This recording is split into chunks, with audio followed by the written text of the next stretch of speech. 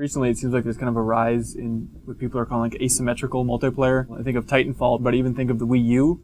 What's weird, because I mean, we kind of keep our head down, and I can't say that I've noticed it all that much. The idea for this game was very old. We've been wanting to build it for a very long time, so it's certainly not something that we were looking at a trend and then trying to build off of that or anything. Feels like an industry term to me. Developers use it, press use it, but I don't really hear Even if you go back to Counter-Strike and bomb defusal scenario was very, one team had to go plant the bomb, one team had to stop them, and they had specific roles that weren't the same.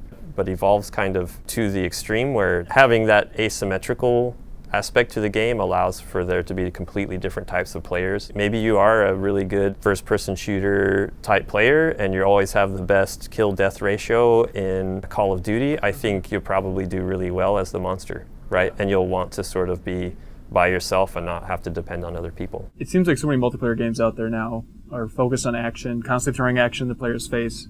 And something I think your game does really well is there's plenty of downtime. Well, yeah, you need to have those peaks and valleys, right? I mean, it's about contrast, right? You can't appreciate the action unless you have some inaction, right? I mean, it's the same, you know, just visually in the game. It's pretty hard to appreciate a dark cave if the entire level is dark, right? You want to start the player in a light area where they feel relatively safe to sort of create that feeling of, I don't know if I want to go in there. In Left 4 Dead, it wound up being a lot higher paced all the time, but if you played co-op, it very specifically had a very roller coaster ride to it where things would slow down, things would get quiet, and then things would go like batshit crazy, right? And that system was dynamic, and that was the AI director and everybody, and that sort of became a big topic.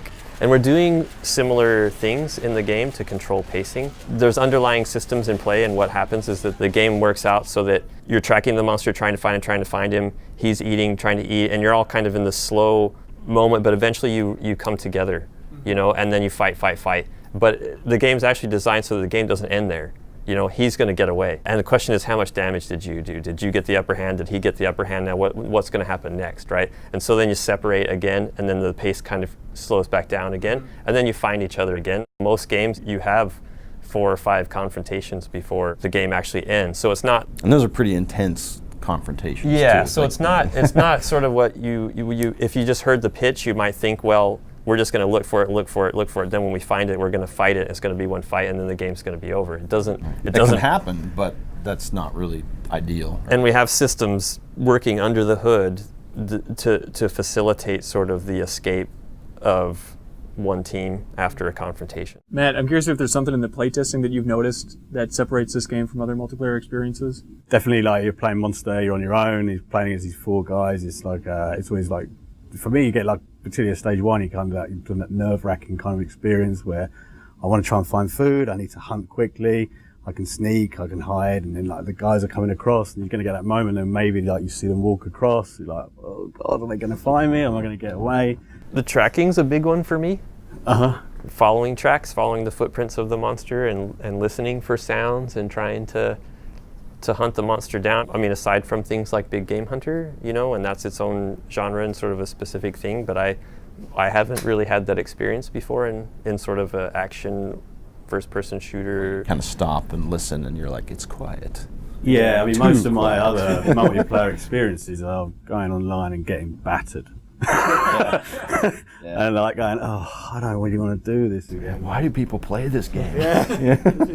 Whereas I think in this one, particularly if you're playing with the mercs and you're playing co-op, you've got 3 people there to help you through and support you through as well, even if you're not at that kind of level. But we actually found, and it's what's interesting in co-op, is that in Left 4 Dead, we can do a lot in the game to communicate to all the other players what happens. So for example, if you walked into somebody and pushed forwards and they were blocking your view, your character would say, move, move, move, automatically.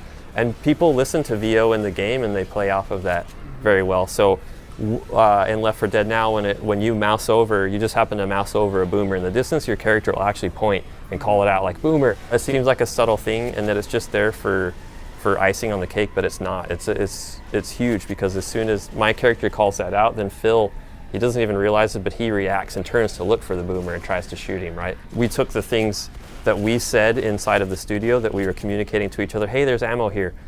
It's very easy for us to make the characters in the game call that same line out, and then everybody else knows there's ammo and goes over there and gets it. And so co-op just starts working. I mean, and that's how we're getting a lot of the sort of barks and stuff for this game.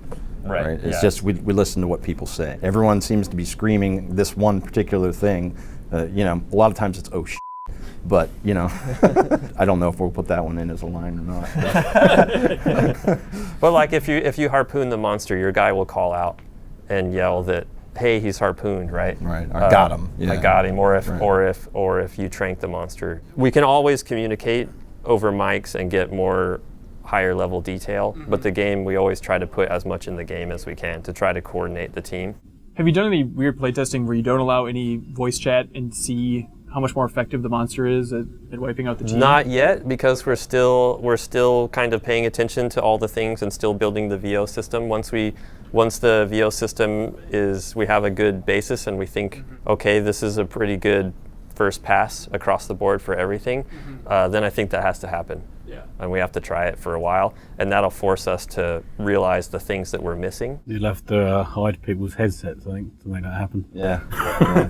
Forcefully break the game to see what's broken in the game. It's been a good development process. I mean, it was even different in Left 4 Dead. We didn't really have sort of a very specific high-level goal, you know, and it was sort of this very, very slow, iterative process. And this game, from the beginning, we knew we wanted 4v1. We knew we wanted to fight a big monster that was played by my buddy. It's always worked, even from like month 4 in when we first started playtesting. And you know, if the build is broken and everyone in the studio is sending angry emails about it because they can't playtest that night. 60 GIFs, right? Of yeah, you know that anger. that's a pretty good indication that people like playing the game. Certainly I've been in places where developers hate playing their own game. It's never happened, at least, you know, with Turtle Rock.